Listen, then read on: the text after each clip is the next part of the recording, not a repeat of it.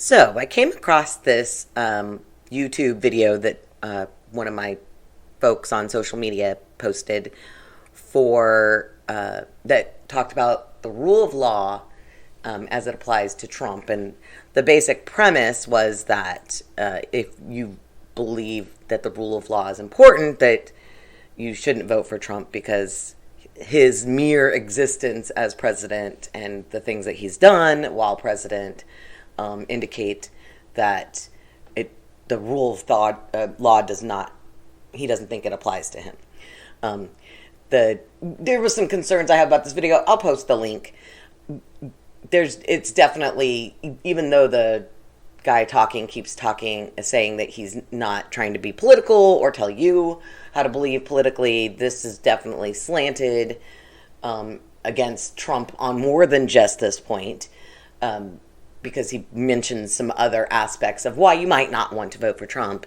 It would have been nice for me. I would have preferred if he had actually indicated more information about what the rule of law was. So I looked into it a little bit, because he started with a really interesting premise. He talked about how the Roman Empire fell because, not necessarily because barbarians had invaded, which is kind of like the number one historical like point of fact, but that when Caesar crossed the Rubicon, it indicated that the rule of law was no longer effective in the empire. And I thought that was an interesting point. So I started looking into it a little bit. And the first thing I did is I looked up what the actual definition of rule of law was, just because I've heard the term and I pretty much understood it, but anytime I don't feel confident enough to explain what something means, I look it up. I do this when I read too. If I'm reading along and I encounter a word that I'm unfamiliar with, or that I can understand kind of what they're saying based on context clues, but if somebody were to ask me to define it or to explain what the word meant, I'm not 100% confident I could do it accurately. I'll underline it. This is what I do when I'm reading. Always have done this. I'll underline it and come back and look it up. So, according to dictionary.com, the rule of law is the principle that all people and institutes are subject to and accountable to law that is fairly applied and enforced. The principle of government by law. So basically, I mean, the idea that I kind of had for that was that the laws apply to everyone, and we are ruled by the fact that everyone has the same level of laws applicable to them. And so I looked into a few other things. I found an article, I printed it out, and I read it all. It was a pretty dense read. It wasn't very interesting, and I had to kind of go back and forth with it. But I did think it was interesting because it said, this was written 1 year after President Trump's inauguration. The article argues that the current president has dramatically continued this trend, acting as if a monarch. Presidential authority is unchecked and ventures away from any commonly shared interpretation of the constitutional rule of law. By the way, I could not find the specific language of rule of law in the Constitution. It's implied, basically, is what I'm understanding based on this article. And the article talks about how this really started with Reagan. It continued with Clinton and the Bushes and Obama. All of them did things in which they changed their suggestive powers into giving them more of a approval say in laws and such and committees, and it gets pretty in depth. So I'll put that link on there too. But the basic idea is that originally the president was not somebody who enforced or really made the laws. They were just responsible to ensure that they were being enforced fairly and to everyone. And I'm finding it. So I dig a little further now. I start digging into what's going on. Like what the argument is with Trump, and I find quite a few other information. There's a really good kind of a definition and talks a little bit about what the rule of law is, and also has a nice amendments, Constitution amendments, simplified, that you can kind of go through each of the amendments. So I'm going to include that link as well, just because I thought it was an interesting, it's a good resource if you're, because I'm always looking up the Constitution. I must look up the Constitution on one thing or another, at least once a week. I don't know, that's become a more recent behavior, but it happens. But on this website that it's talking about, it says, in rule of law, legal statutes are understood as simply the devices of the ruler, who is free to alter their substance if necessary. For constitutional law to function, by contrast, even the administrators of the law must be subject to its provisions. So this is kind of the difference between rule by law and rule of law, which is, I thought, was kind of an interesting, that there's a different, that one little tiny word in the middle of it really changes kind of the meaning of what we're dealing with. And I would have to admit that in some cases, I feel like we experience more of a rule by law. I mean, it happens locally. It just happened the other day where me and my friend were driving, and we see a cop using his lights to go through like a red light, but then turned his lights off right after he got through it. And it was kind of like, are you really heading somewhere in emergency? Are you just using you're getting to do something illegal on the road because you have lights on the top of your car? Like I would say there's lots of examples that you could probably think of where it feels like people who are making and enforcing laws don't necessarily think that those laws apply to them, or they're not making them in such a manner that they're making them in such a manner that there's loopholes for them to go through. And that to me is more rule by law kind of thinking. And I would say that's like I said, it's pretty prevalent. I see it quite frequently, so then I decided, okay, well, let's look and see if I can find some, legitimate laws that Trump has been convicted of, breaking. And interestingly enough, I run into lots and lots of articles, and I generally immediately discount anything that's from the Washington Post or the New York Times. And not that I don't read them, but it's very clear, especially as of late, that these particular periodicals are for sure left-leaning. And I'm not saying there's anything wrong with that. I'm going to put in a really good link. If you don't know about the media bias charts, if you've never really looked at a media bias chart, or you haven't heard of this before, because I recently stumbled upon this in the last couple of years, year and a half maybe, I guess, where I will go and look up and see where a article, if I'm reading an article, I'll find out where the source, where they fall on the media bias chart. Not that I said discount, but I shouldn't have said that. I just, if I'm looking for something that I'm wanting a more centered, just fact-driven information on, I try to find articles written by the folks that fall more into that category. And like the New York Times and the Washington Post definitely are quite a bit more left-leaning than center-leaning.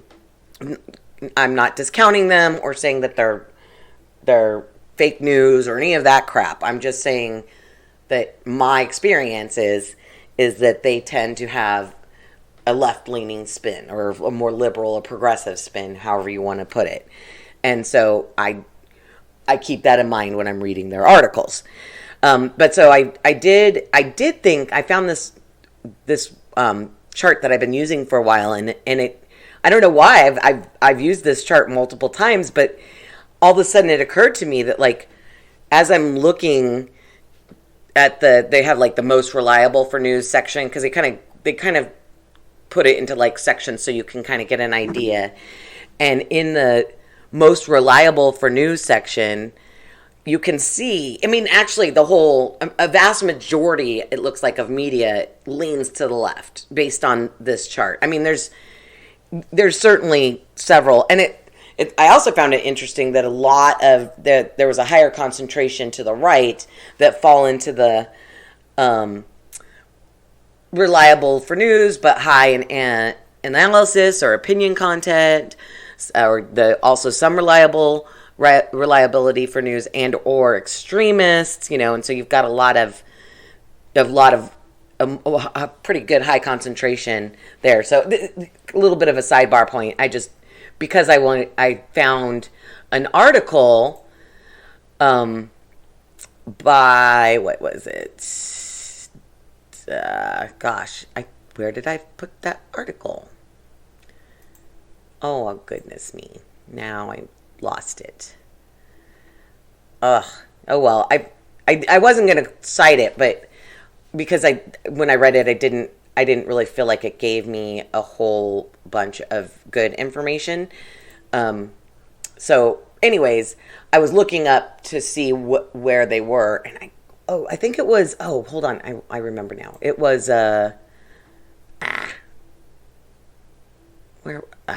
this thing. It's an interactive thing, so it keeps going. Oh, Fortune. It was an article written by Fortune.